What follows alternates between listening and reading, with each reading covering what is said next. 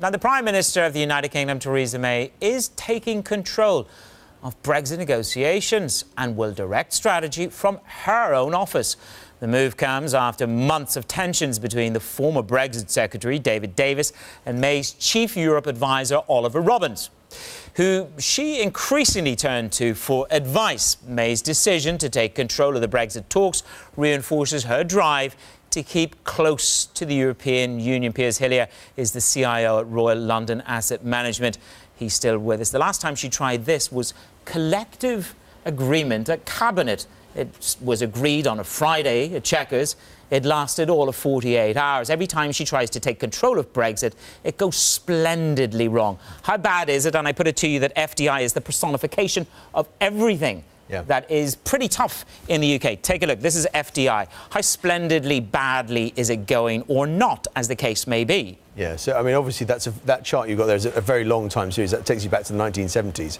But I think what it has You complained the last time that I didn't take the time series long enough. Let me change. No, if Piers is upset with the chart, let me do it. Go on. It's absolutely fine. But because we talked about this before, in that that's the measure we want to watch most as investors, is what's the international barometer in terms of its confidence in the UK and what we're doing. Yes. And FDI is a really good measure of that, albeit it's a slow time series to capture. But I think really for us, we talked about this sort of slightly. My analogy is if you think of the UK as a body corporate, Theresa May is the chief executive. For most of the last 2 years, she's allowed sort of effectively a regional director to decide what to do, which is the most important policy for that body corporate.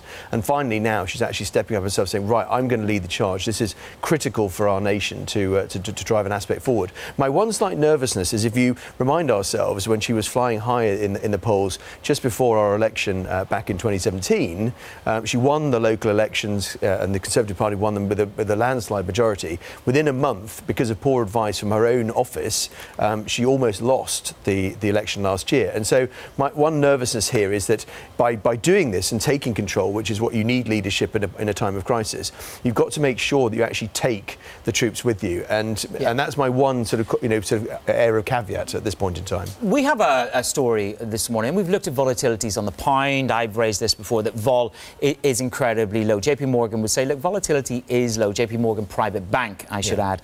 And they would advocate that you buy some kind of volatility as a hedge. Would you concur with that? Because you said to me in the break, actually, the pound will be the pressure valve. The release. So, I mean, I think, markets never play out exactly the same way each time you have a potential crisis. But when we voted to leave, pound fell through the floor. That was the pressure valve release for our economy.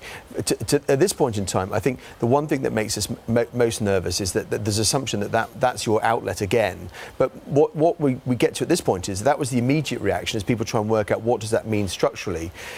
From here, it's going to be what does international demand look like for UK-based assets, and so the FDI is one in terms of inward, but also the demand for fixed income securities, government bonds, etc., in terms of funding quite a large deficit. Now, traditionally, our pension schemes have been long-term buyers at the long end of the curve. But and you talk about volatility at that point, I would disagree. I think actually volatility this year has been higher than people appreciate. You look at the UK government market, particularly the short end.